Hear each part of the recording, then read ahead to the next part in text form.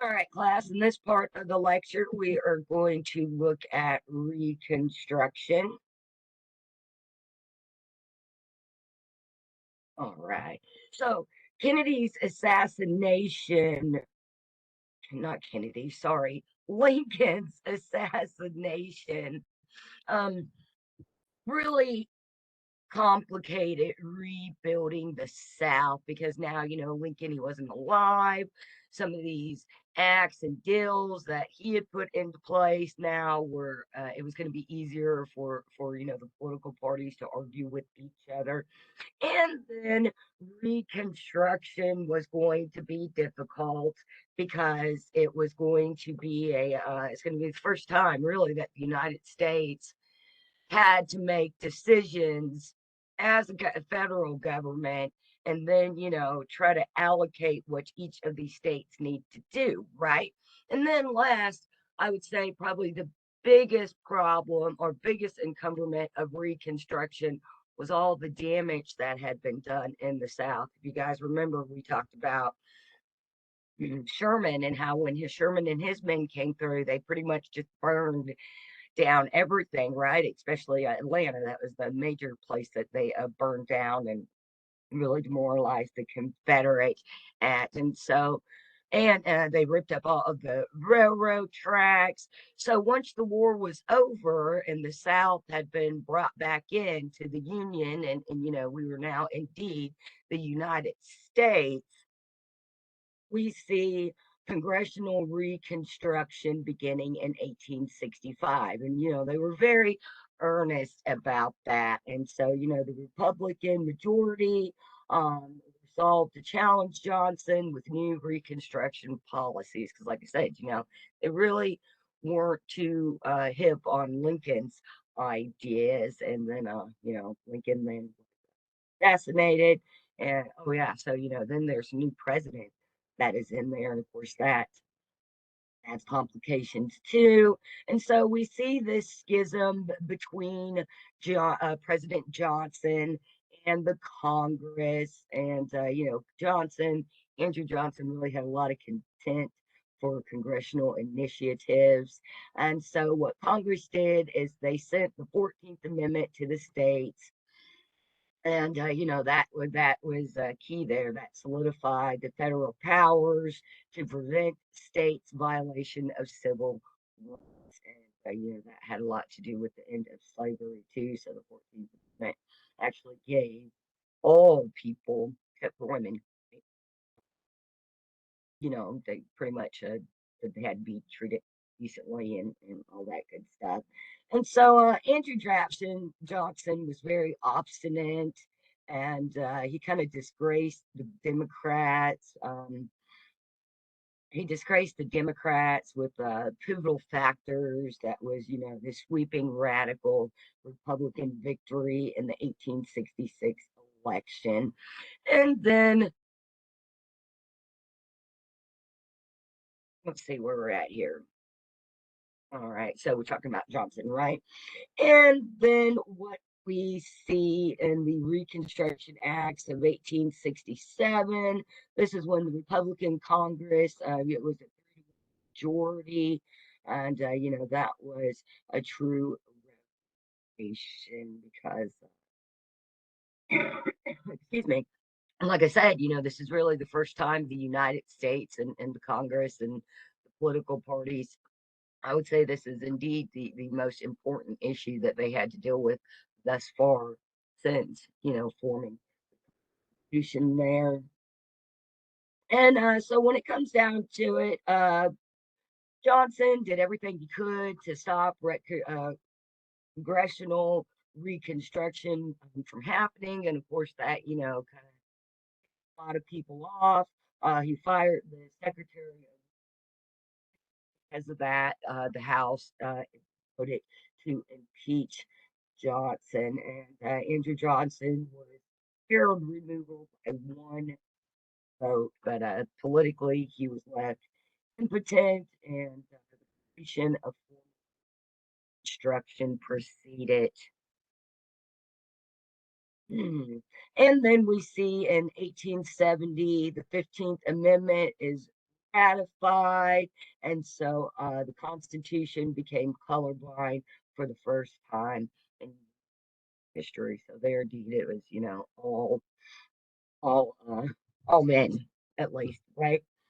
And so that's what was going on in Congress. When we get down to what was going on in the states, there were a lot of these new state constitutions that they were trying to enfranchise blacks, and pretty much what that just that term enfranchise means, or disenfranchise, is that you had this large population in the South that had been living under slavery for so long, and now that they were free, it's kind of like, well, you have to get a place for them in society. So enfranchising them means, you want to get black owned businesses and the black churches and the black schools, and um, all of these other things. And they're this is when we start to see the African American communities build things of that nature. So we see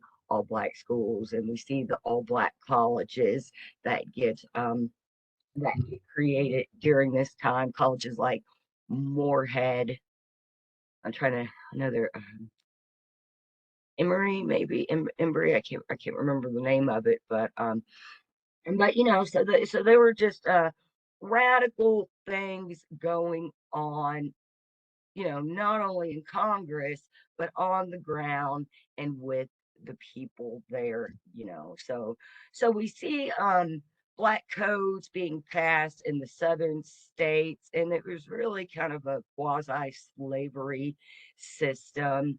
And basically the black codes, it was just like it says on the slide there, to codify the white black relationship. So it was a way of saying, okay, well, now that you guys are free, here are these laws and rules that you have to follow to know how you behave, because even though you're free, and the Constitution now says we're all equal, we personally, as human beings, Southerners living with these black people, don't want them to get uppity and think that they're as good as us. So they pass these laws, and they're not really laws. They're kind of like unwritten laws, kind of like the Jim Crow laws that were passed in the South.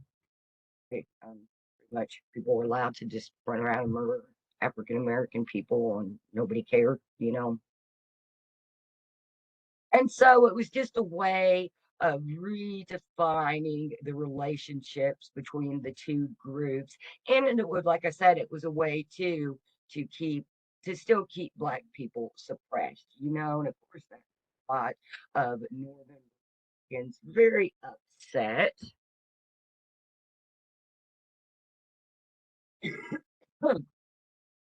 All right, and then we know that, like I said at the beginning of our lecture, so by the time the Civil War was over, the South had been broken, had been burned, had been broken, and so there were a lot of widows. There were a lot of people that and a lot of men that had died in the war. And so now, and then the ones that did survive, a lot of them came back and they were missing limbs because of all that cannon, all the use of cannons during the Civil War.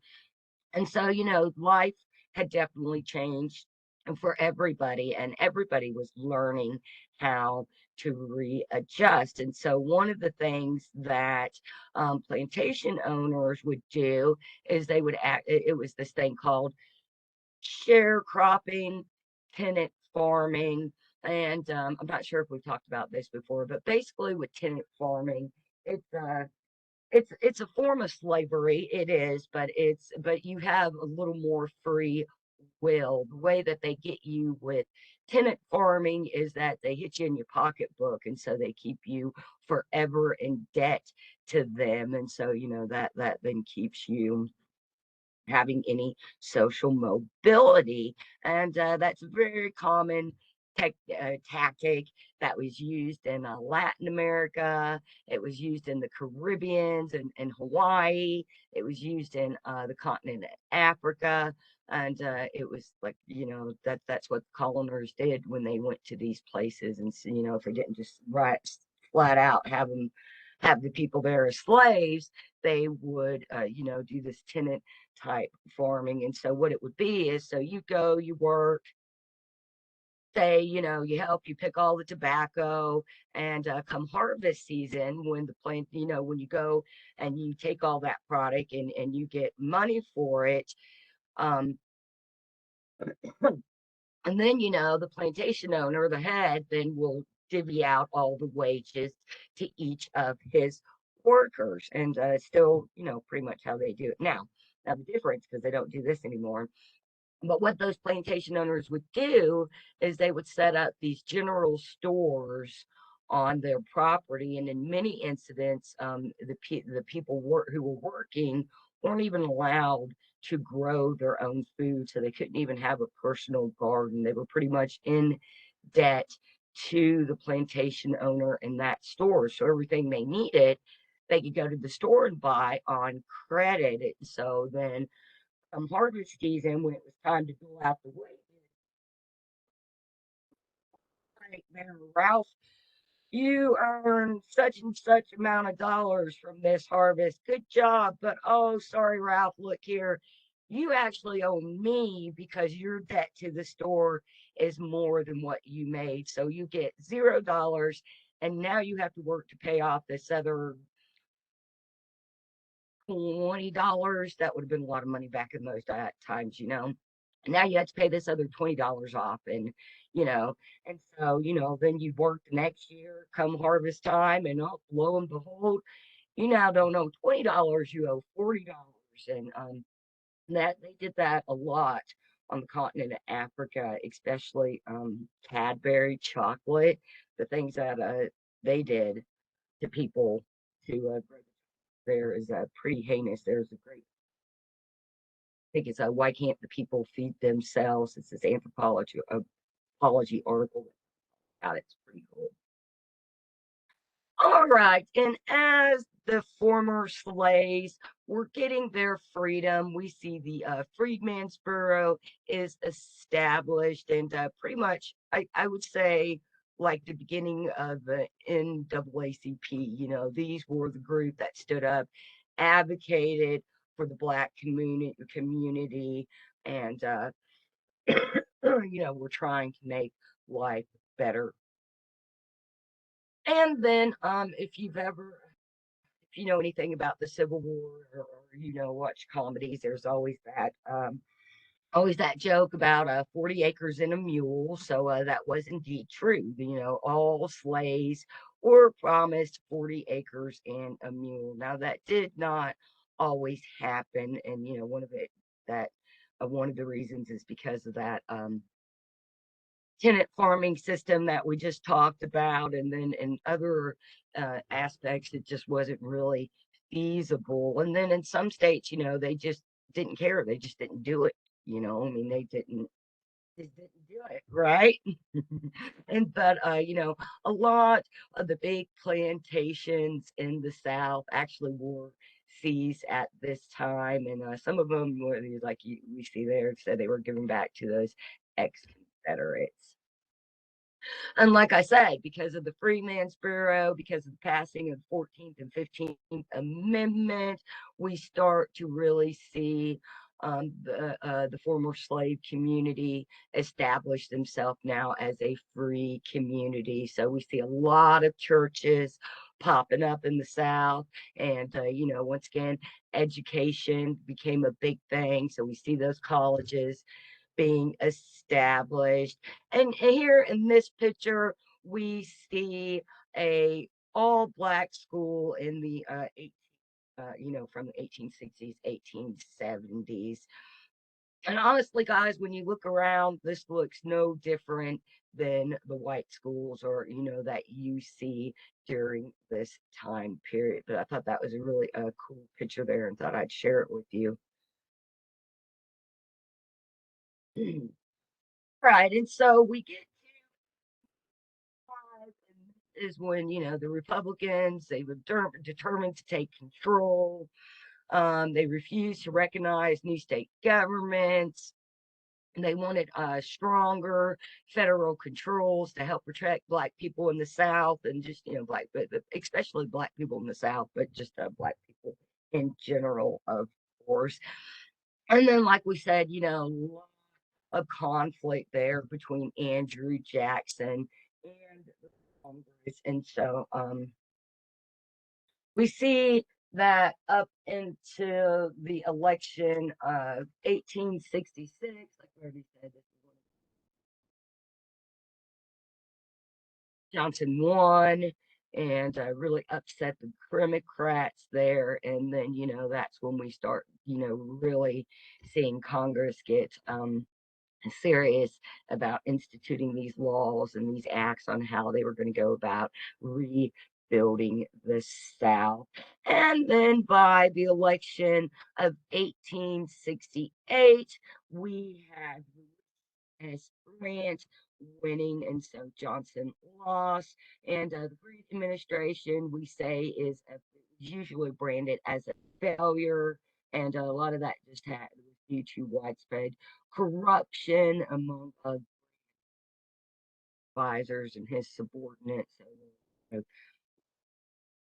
been going on there. And a lot of that is that so this money that they were trying to allocate to give to the southern states in order to rebuild things like the railroads and the towns and such, and even all these new black owned, the black owned churches and the schools and businesses and such. They were trying to give them money, and really just you know they spent a lot of that money, a lot of dirty deals.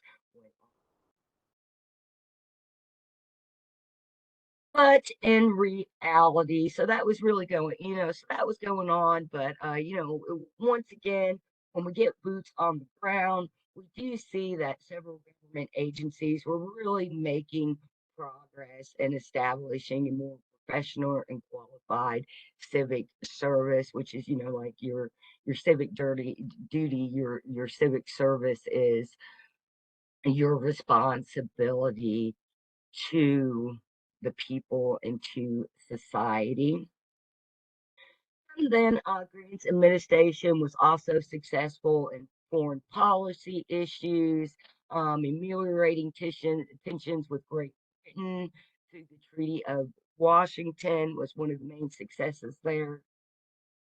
Reconstruction in the South was trouble because we see 80% of Southern Republican voters were Black, yet only 15 to 20% of them held elected positions.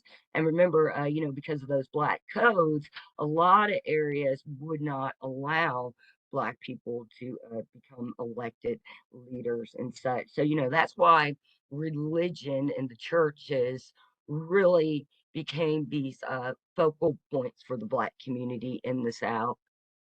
And, we definitely see that during the civil rights movement. And even today, there are churches. There's very, and, the Black community in the South has a very, they're a very strong community, and they support each other, but a lot of trouble still to this day. And a lot of that has to do with fundings for those communities. A lot are very poor because lack of social mobility, lack of proper education, lack of you know resources, healthcare. Name it. The more rural you get, the more of those problems get compounded, and it doesn't matter what race you are. The more you get in a community, it problems there. So a lot of those Southern African Americans that were in office, they faced a lot of uh, uh, racism, and most of it had to do with the idea that Black people at the time were considered to be very ignorant, and so how can you have a Black politician that's like they're too stupid to be able to do that, right? So that was the mentality.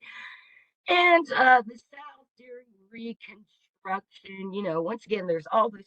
It was really a crazy time for the South because there were a lot of different groups coming together and working with each other, and a lot of groups that didn't have a lot of social mobility were now gaining that, and so buzzing with all sorts of groups of people. And so we see like carpetbaggers, the scallywags, and the KKK, right? Ku Klux Klan. So carpetbaggers were northern white people that moved down to the South. They did have a disproportionate number of political office, but most of them were not unscrupulous as Southern myths would have it. So that is, the carpetbaggers were in the South. They were pretty bad dudes. They were these white guys that were coming down and like snatching up all the land and all the businesses and taking the money out of the Southern families. And so yeah, they do. They don't. Um, People in the South didn't like it when the Northerners came down and started taking over. Still to this day, they do not like that. And then the scallywags were these Southern white Republicans, and they largely were from areas with traditional hostility to the Southern planter aristocracy. So basically, these were the four white people that were now, starting to get a little bit of social mobility because that small elite population of plantation owners didn't have all the power anymore. So that's what we see. We see these white northers that are looking for opportunity. We see the poor white people that are moving up and looking for opportunity. And then we also have slaves, the African Americans, mixed in there, and they're trying to move up and get those opportunities, right? And then, of course, you have KK throughout his history as always focused most the African American community, but really, if you made the KKK mad, it didn't matter who you are. They focused strongly on African American, the Jewish community, even before World War II. In the South, Catholics were another group because they just didn't, even though Catholics are still Christians, it wasn't like their type of Christianity or something. So, you had to be careful if you were Catholic. Italians got it really bad in the South when they first came here. And so the KKK was starting to get really active at this time because it was, just scare all these different groups of people, right? And then we see Orange Greenlee during the election in 1872. All right. And so then we also, let's see.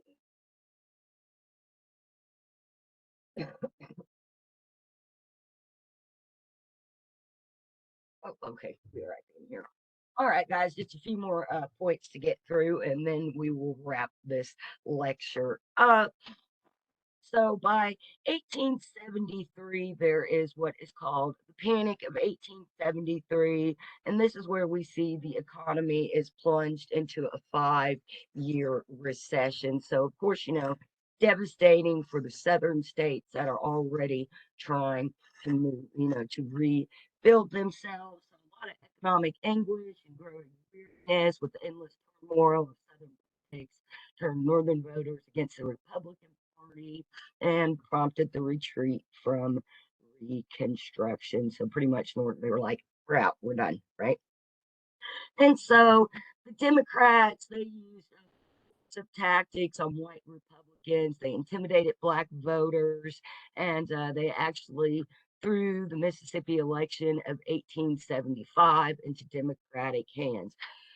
Let me stop for just 2 seconds here. So that sounds a little weird, huh? That really, well, maybe some of you would agree, but typically Democrats have always stood up for civil rights and human rights, and uh, the Hispanic population and the African American population vote Democrat, and then in the South you see a lot of Republican because we the parties realign themselves. So, so the party, like the Republican ideas that they have today, were not the same as back here in the late 1800s. The Democratic Party was not the same. And, we start to see more into the 60s and especially the 80s is when you really get the Democratic and Republican parties that we're kind of used to today. And I would predict that they're going to change again. I think we see a lot of change in both parties. I don't know if they're going to flip flop to where they change and Republicans become Democrats, Democrats become Republicans, and I'm talking about ideologically, right, guys? But realignment is what that's called when a political party restructures itself and in order to get a new basis there. So when it comes to the Supreme Court's role in Reconstruction, it was to rule against many aspects of civil rights legislation, even challenging the 14th and 15th Amendment with very narrow interpretations. The election of 1876 between Tilden and Rutherford B. Hayes was held amidst Democratic attempts to bulldoze Black voters into submission. So it's like, they were forcing them to vote. And the candidates pooled nearly an equal number of votes, but 3 Southern states experiences disrupted returns owing to that widespread bulldozing. So in 3 states they were able to successfully get enough Black voters there. So Congress had to appoint a special committee to break the deadlock, and that is where we get the Compromise of 1877. By that time, without federal troop support, the Southern Republican Party collapsed, and thus we note the Compromise of 1877 as marking the end of Reconstruction. And that is the end of the second part of our lecture, guys. Thanks so much for watching. Reach out for anything, and I'll see you in the discussions. Thanks, guys. Bye.